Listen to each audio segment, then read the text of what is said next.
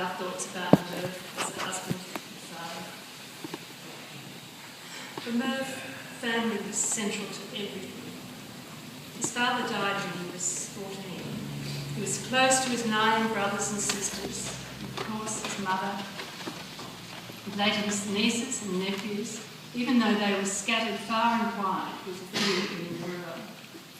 He was always delighted to catch up with some distant cousin that he tracked down. After marrying Dot in 1941, in due course he became a family man himself, with the arrival of Darryl, then me, then Dibby.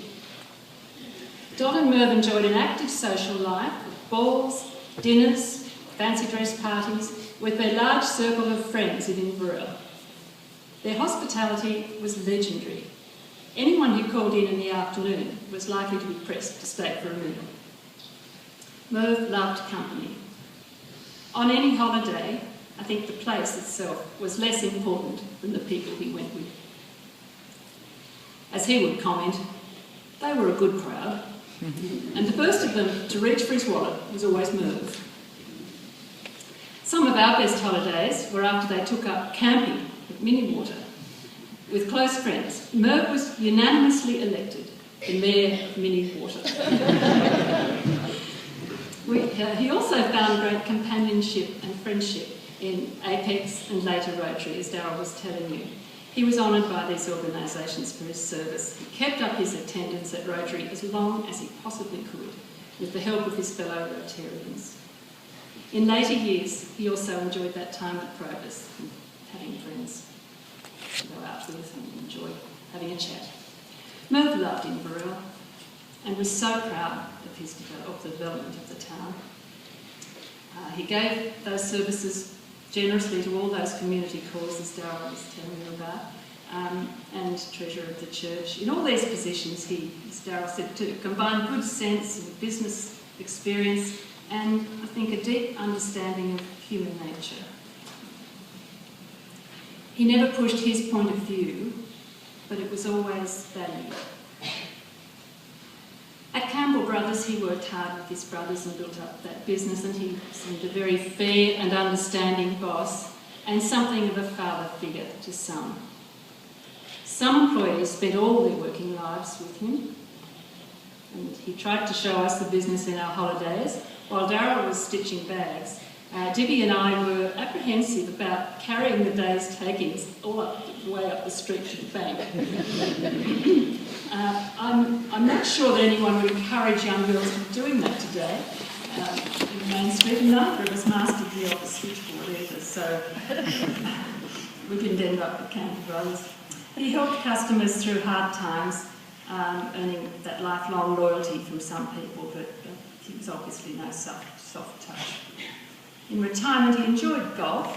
Well, he took up golf quite late, but he enjoyed that while he could still see, well, he couldn't even see where the ball went, but his fellow golfers kindly showed him where the ball was, somewhere up there, and off they went. So he did enjoy that as long as he could too.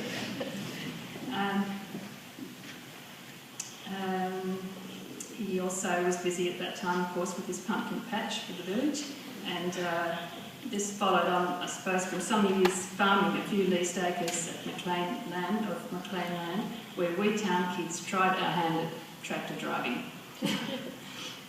As we 3 children grew older, we came to appreciate that our father was a most impressive figure.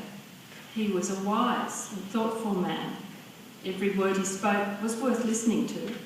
His quiet humour often hit the spot perfectly. You may have all heard the story about the kidney he had removed in his early 20s, where the doctor told him he was unlikely to live beyond 50. But the older he got, the more he enjoyed telling people. He was so generous to us all. We realise now what sacrifices he and Dot made to educate us and set us on the path of life. Our satisfaction was to have earned his pride in the things he enabled us to achieve. As marriages took place, he and Dot welcomed children-in-law and grandchildren-in-law, embracing all enthusiastically as part of the family circle. And so today, 3 generations of Merv's descendants can think back on him with love and gratitude and as an example for their own lives. When we visited,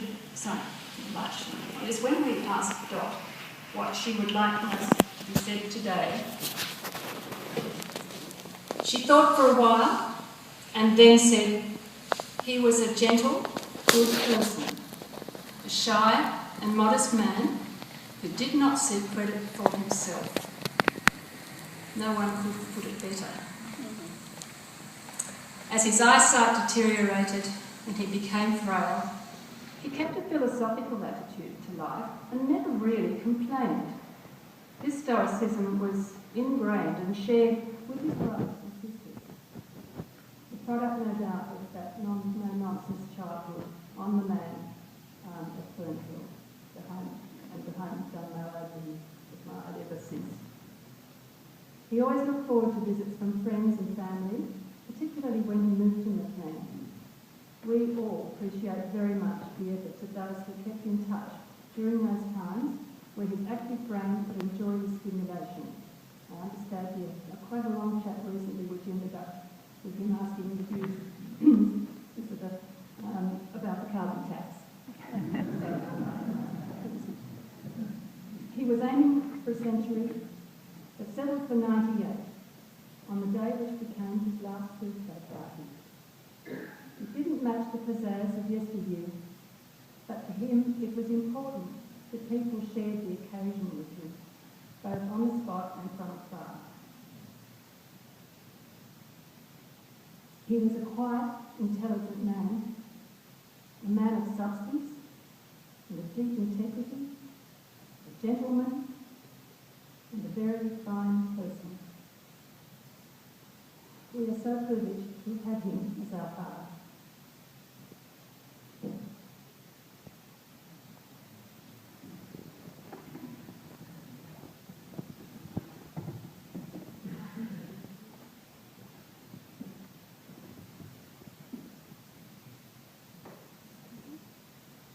I'm Sarah. I am the second oldest in the grandchildren, daughter of Barrett and Maggie. A few days ago, I received a letter, but it was a letter that I'd written to Pa when I was 15, and I'd like to start with that. But I do also think that this sums up not just myself, but the grandchildren. Dearest Pa, 1994. I thought I would write you a letter instead of sending you a birthday card to celebrate your 80th. As your 80th is a very special time, I thought a letter would be nice, as you can then always read it over and over again. You have always been there for me, Pa, a part of my life since the day I was born, which for me is nearly 16 years.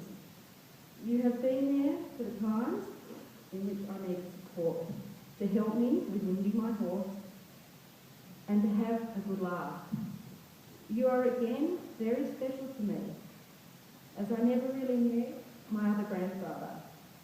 And so you have very cleverly taken the place of 2 grandpas. I sometimes think of my heart being divided into sectors, and everyone has a little piece. But you, Pa, always seem to be in the centre. Your kind, sweet nature and calm voice is something I will always remember you by. At the train station or airport, if I collected you, you always would bring a smile to my face and your arms open for a big welcome. So here is a little gift for you, to let you realise I'm always here for you, and to show you that I love you. Love always, Sarah. As we all know, time has passed on, actually another whole 18 years. And like Pa, his grandchildren have grown and great-grandchildren have arrived, all of which Pa has met. So now I'm going to write you my last letter, Pa. Dear Pa, this will be the last letter that you will receive and I hope maybe you are listening. I'd like to think so.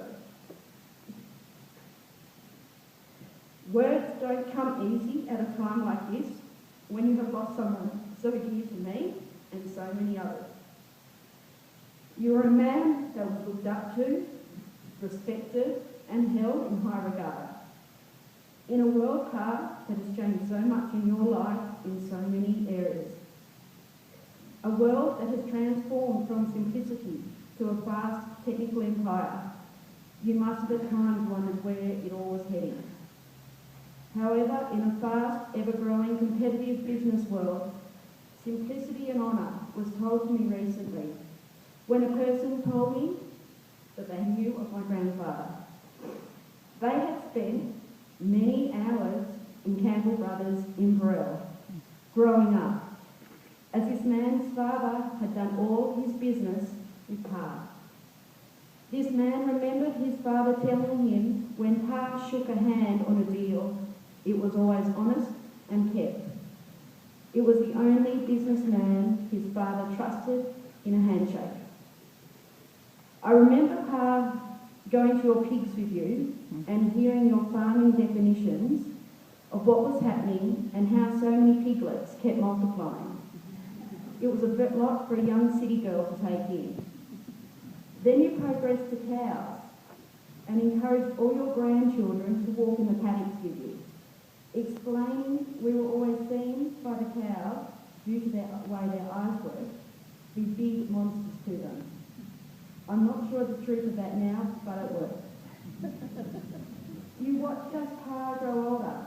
We changed from young people to teenagers. You watched and spent many hours helping me. You're always ready with a story as we tried to put together bridles and watch you compete in the horse showroom. You sat and listened to Tom and Hugh play musical instruments. You watched my brothers grow and change into young men. You have seen 4 grandchildren get married, and then you have said hello and have met your great-grandchildren. You were always supportive and kind, showing the family man you have always been. We love you, and our kids love you. The memories we take now are many, from pumpkin patches to blue ribbon ice cream, the only one you can have, to barbecues, to beach holidays. They are all deep inside us. Not one of us will ever forget the drive around town for the running commentary of the history of Inverell, or the way you knew how far and what distance we drove to any coastal holiday or any other country town, and it was something that you never got wrong. So, Pa, I have to say goodbye now. But we love you, Pa, and we always will, and I'm sure it was something that you knew. Love always, Stella.